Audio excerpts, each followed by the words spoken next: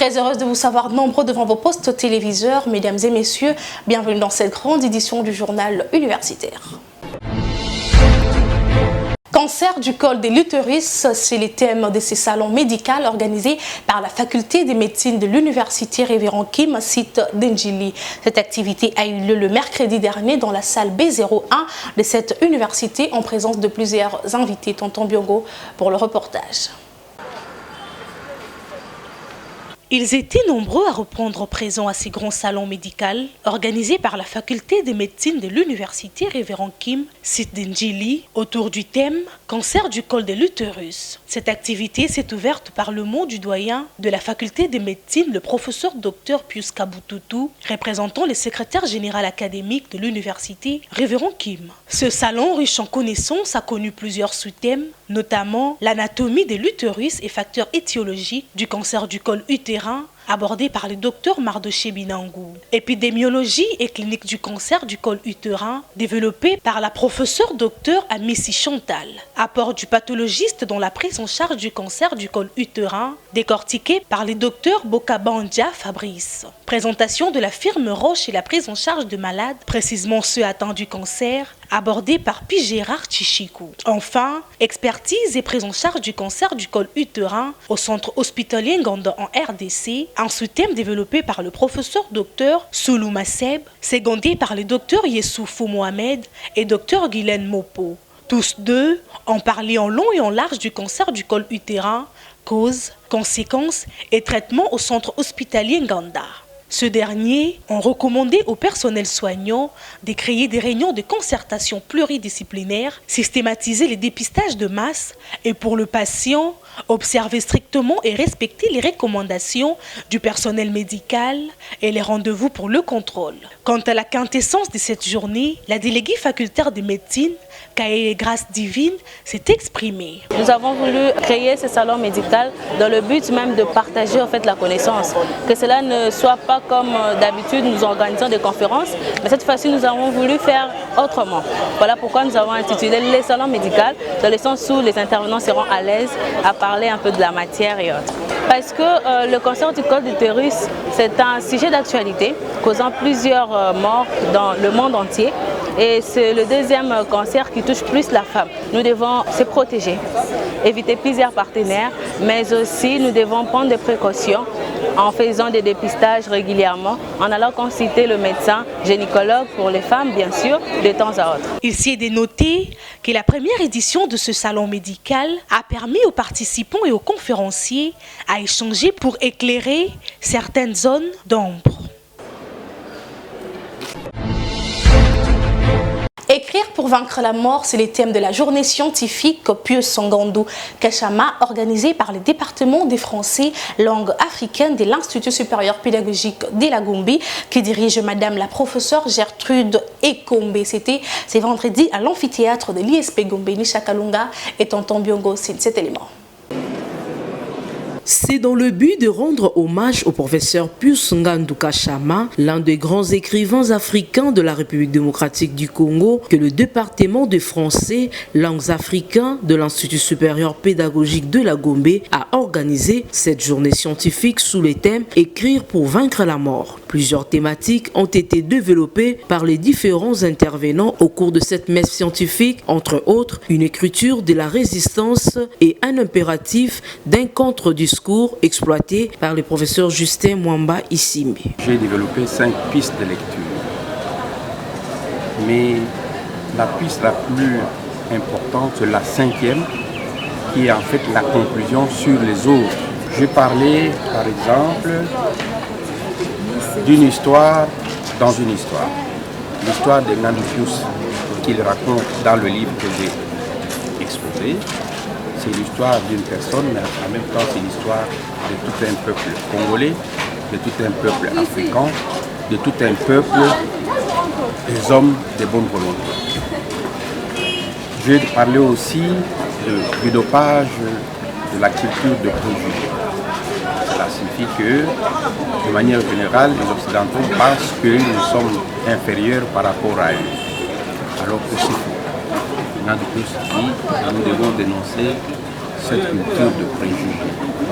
Tout homme est homme. Il n'y a pas des hommes inférieurs et des hommes supérieurs.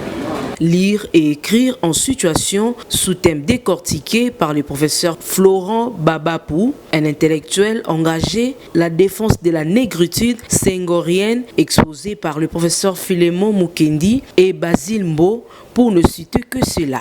Ces interventions riches scientifiquement ont ajouté un plus à la connaissance des participants. Ici est de noter que Pius Ngandu est un écrivain prolixe qui a écrit 12 romans en français et 3 en Chiluba, le récit et 5 pièces théâtrales, sans oublier de recueils poèmes.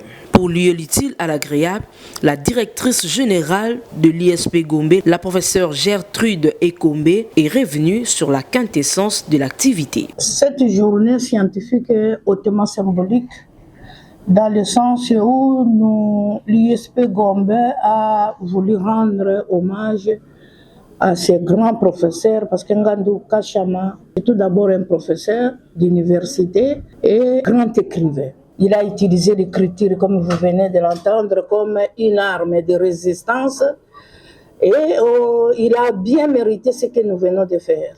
Ngandu Kachama n'est pas bien connu chez lui. Pourquoi? Parce que quand je vois les grands thèmes de la journée scientifique en son honneur, le thème qui dit « Écrire pour vaincre la mort ».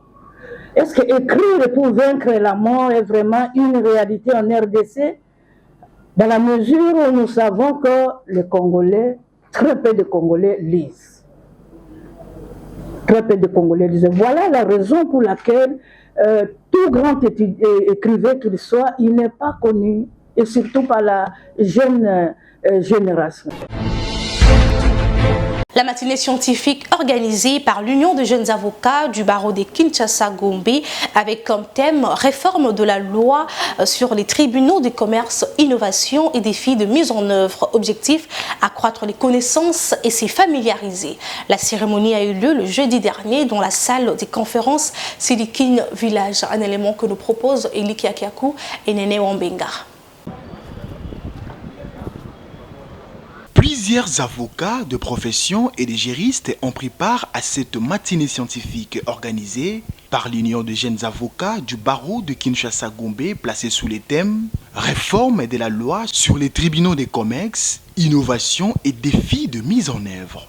Tout a débuté par le mot d'encouragement du bâtonnier maître Jean-Claude Mbaki. S'en est suivi du mot du secrétaire général de l'Union des jeunes avocats du barreau du Kinshasa-Gombe, maître Kakura, qui a fait savoir à l'assistance en amont l'histoire de la dite structure qui est née le 18 février 2018 dans le cadre de regrouper les jeunes avocats du barreau de Kinshasa-Gombe, soit des stagiaires, pour les encourager à mieux se connaître et d'échanger les expériences dans le but de promouvoir la culture de l'excellence dans ces domaines. À l'aube d'échanges, le juge du tribunal des commerces de Kinshasa-Gombe, président Patrick Mbanga Malumu, qui s'est apaisanti sur les tribunaux des commerces au regard de la loi du 10 décembre 2023, modifiant et complétant la loi numéro 00D/001 du 3 juillet 2020 portant création, fonctionnement et compétences au niveau du commerce. Quelles en sont les innovations et quels en sont les défis à relever, tout en signifiant que cette loi est un rendez-vous manqué et consécutif à l'articulation des référés commerciaux et en numérant quelques innovations et défis relevés, entre autres l'innovation des référés commerciaux et l'insection de la numérisation et la mise en niveau des avocats au tribunal des commerces, en stipulant que un juge des référés est un juge provisoire qui joue un rôle de pouvoir administrer le pouvoir provisoire. Quant au deuxième intervenant, le bâtonnier maître Jean-Claude Mbaki a axé son intervention sur l'impact de modification de la loi du 10 décembre 2023 portant modification de la loi numéro 00D/2001 portant création, fonctionnement et organisation des tribunaux des commerces dans l'exercice du fonctionnement des avocats, tout en conscientisant ces derniers de ne pas rester classiques, plutôt de se focaliser dans la numérisation qui est un outil facilitateur d'échange entre eux. Après une série de questions et réponses et le mot de remerciement des autorités de la dite union, son président est revenu sur le bien fondé de cette activité. Nous sommes une association de jeunes avocats qui milite pour la formation professionnelle et la vie professionnelle du jeune avocat. En ce sens que le jeune avocat doit être bien traité dans son cabinet, le jeune avocat doit avoir un bon encadrement de ses formateurs et des membres de son cabinet. C'est dans ce sens que nous organisons des matinées scientifiques pour avoir des échanges et pouvoir justement accroître les connaissances, nos connaissances, et nous familiariser entre nous aussi parce que chacun de nous a une expérience à apporter à l'autre. Aujourd'hui, exceptionnellement, c'est la matinée d'aujourd'hui avec comme thème la réforme des tribunaux de commerce. Vous savez qu'il y a une nouvelle loi et il était important que nous sachions les innovations et aussi les défis à relever par rapport à cette nouvelle loi. Arrivés au bout des tunnels de cette matinée scientifique, quelques participants ont exprimé leurs impressions. Ils étaient au micro d'Elikia Kiakou et Néné Wambenga. En termes clairs, ce qu'on peut comprendre, c'est que le législateur congolais a voulu s'inscrire dans la logique de pouvoir imprimer un rythme de célérité dans le traitement des affaires, dans l'examen soumis au juge du tribunal de commerce. Le rendez-vous manqué est consécutif à l'articulation des référés commerciaux. Lorsqu'on fait pratiquement une analyse comparative avec le droit français, plus particulièrement l'article 482 du Code français de procédure civile, vous allez pratiquement lire qu'il y a pratiquement 5 référés commerciaux qui sont organisés. Mais ici, le législateur congolais n'a pas fait état de ça, a pratiquement emmuré dans un seul article les 5 référés commerciaux au point d'en occasionner pratiquement une confusion. Donc il y a lieu pratiquement de revenir sur ça de manière à spécifier les régimes juridiques et les régimes procéduraux de chaque référé commercial. Il était important que les jeunes avocats qui s'exercent très souvent au niveau de contentieux en matière du commerce puissent s'approprier de ces innovations et aussi intégrer la dimension des défis à surmonter par rapport à l'application de la nouvelle loi. D'un principe simple qui voudrait que les bons jeunes avocats d'aujourd'hui soient des excellents patrons de cabinet demain. Donc j'estime qu'il s'agit de s'inscrire dans une logique de formation continue à la base jusqu'au sommet pour offrir naturellement à nos différents clients des avocats d'une compétence très avérée. Je suis très content que l'association des jeunes avocats du barreau de Kinshasa-Gombe ait organisé cette matinée. C'est primordial parce que ça vise principalement la formation de jeunes avocats.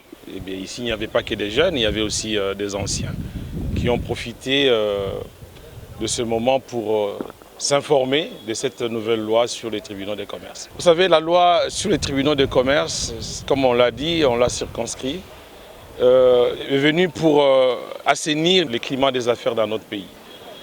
Il est important aujourd'hui de relever que cette loi, pour ce qui est du positif, à mon sens, abrège les délais pour connaître les affaires devant le tribunal de commerce.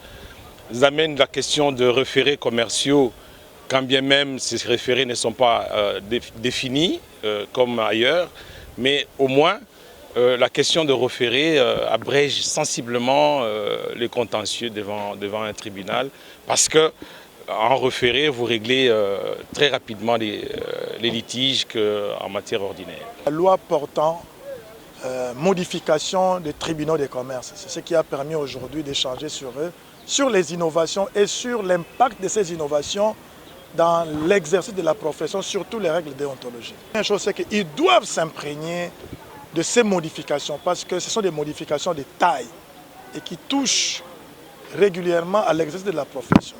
Ça, c'est la première chose. La deuxième chose, c'est qu'il y a des dispositions qui tranchent avec nos règles déontologiques et avec certaines dispositions de la loi organique sur le barreau.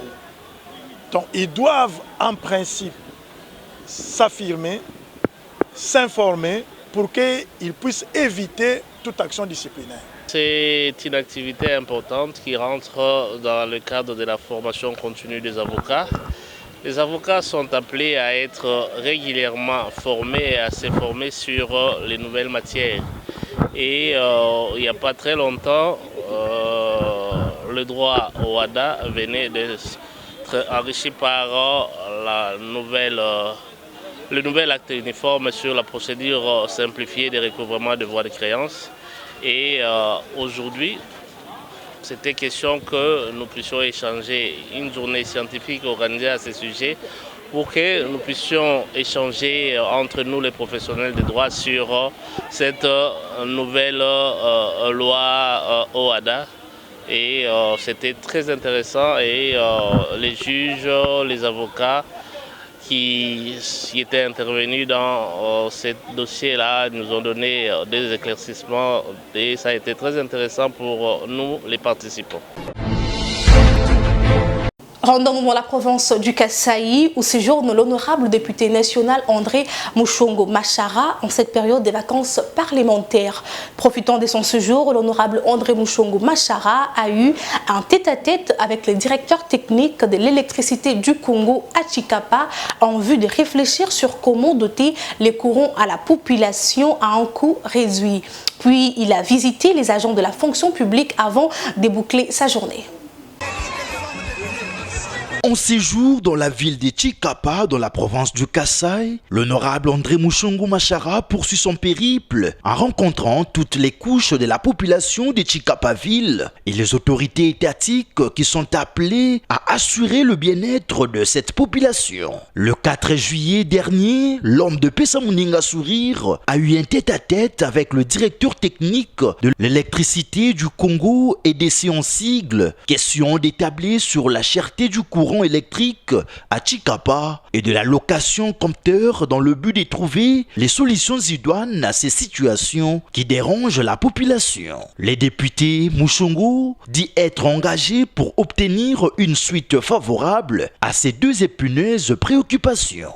Je suis venu me rendre un peu compte du fonctionnement de EDC au regard des cris d'alarme que la population ou ma base de la ville de Chikapa lance régulièrement sur les coûts de l'énergie.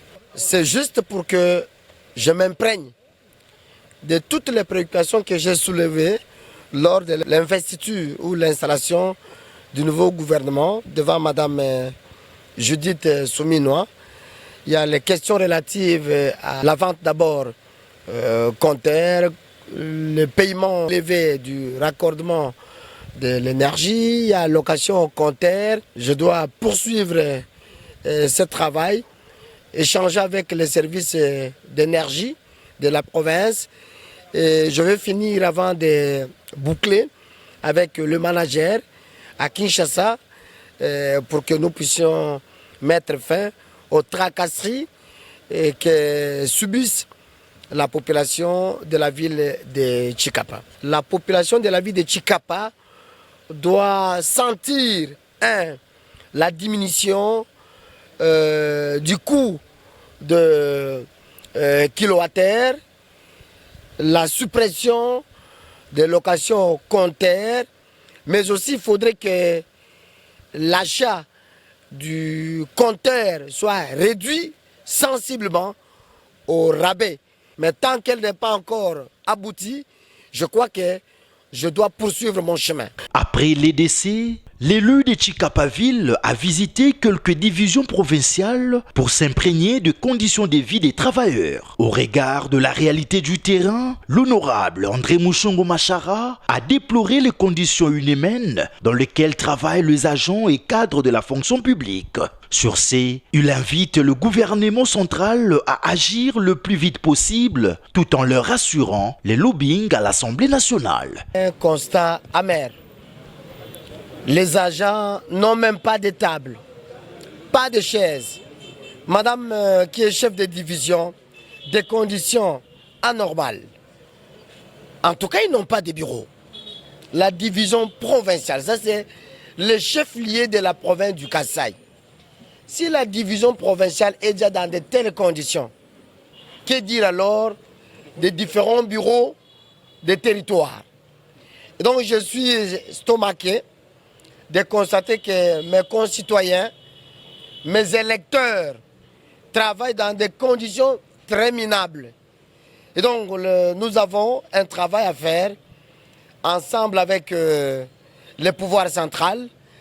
Je crois que nous allons nous impliquer pour qu'on puisse améliorer les conditions de travail des agents. J'ai vu la division provinciale des mines, la division provinciale des droits humains, j'ai vu énergie, électricité, je me vis à un autre bureau. Donc vous vous rendez compte que d'abord, l'aménagement du territoire, vous vous rendez compte qu'ils travaillent dans des conditions tous concentrés dans un seul bâtiment qui du reste est un bâtiment abandonné. Dans la division provinciale de l'électricité et mine par exemple, 74 agents, mais qu'un seul agent payé. Donc madame le Premier ministre et le ministre du budget, fonction publique, finances, sont censés faire quelque chose pour notre base. Très dynamique et déterminé à donner les solutions durables aux problèmes de sa base,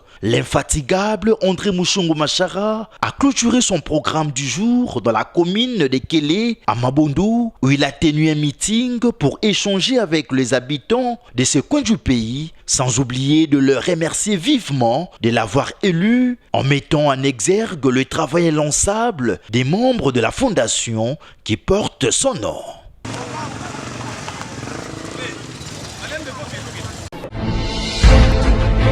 Toujours à Kasaï, le porte-parole de la ville de Chikapa, l'homme de Pesa Moninga Sourire, l'honorable André Mushongo, a été face à la population des Kalonda en guise de remerciement de l'avoir élu comme député national. La plus grande surprise du député national André Mushongo Machara dans la localité Kalonda, commune de Mbumba Chikapa, a ressuscité une joie jamais remarquée par la population de cette partie de la ville de Chikapa, d'être visité par un député national en fonction pour les remercier.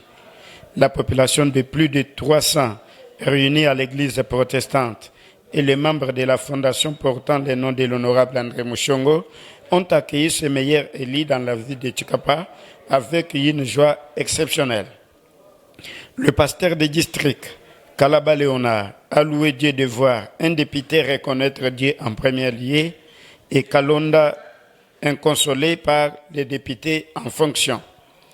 Il lui a présenté les difficultés que traverse l'Église, la route qui mène vers cette localité et les autres infrastructures.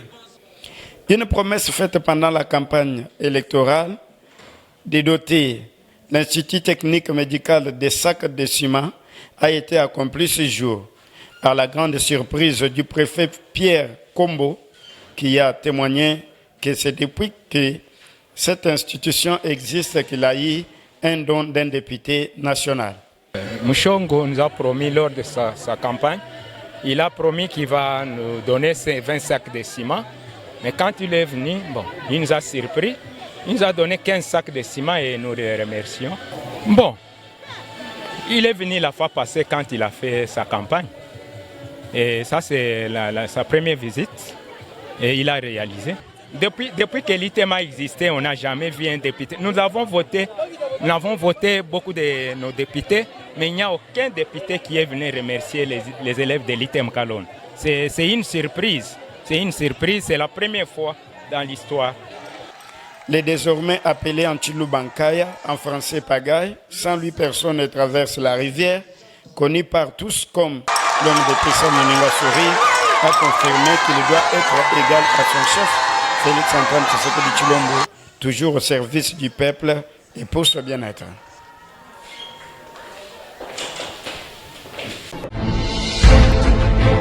Avant de boucler ce chapitre, suivez les contenus des échanges qu'a eu l'honorable André Mushongo Machara avec la délégation des étudiants des différents établissements de l'enseignement supérieur et universitaire du Kasaï. C'était à la résidence de l'élu de Chikapa-Ville, André Mushongo. Propos recueillis, Christian Tupamba. Nous sommes venus auprès de l'honorable André Mushongo pour donner un peu vraiment nos hydratats, pour que cela soit remonté directement au niveau supérieur acquis des droits. Nous rencontrons des difficultés énormes. Au premier abord, nous avons le problème des transports. Premièrement, le ministre était ici, présent. Il nous avait promis, en tout cas, vous allez, bientôt vous aurez des bus. Mais jusqu'à preuve du contraire, il y a du concret.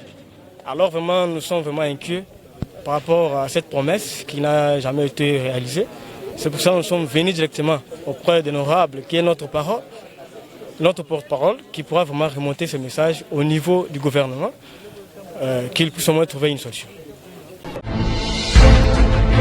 Dans un autre registre, l'association sans but lucratif dénommée ONGD Les Zéros invite tous les Congolais à venir participer à la deuxième édition du Salon des Zéros qui se tiendra du 11 au 12 juillet 2024 au Musée national de Kinshasa. L'objectif de cette activité à venir est de sauvegarder l'histoire de la culture et l'unité nationale de la RDC.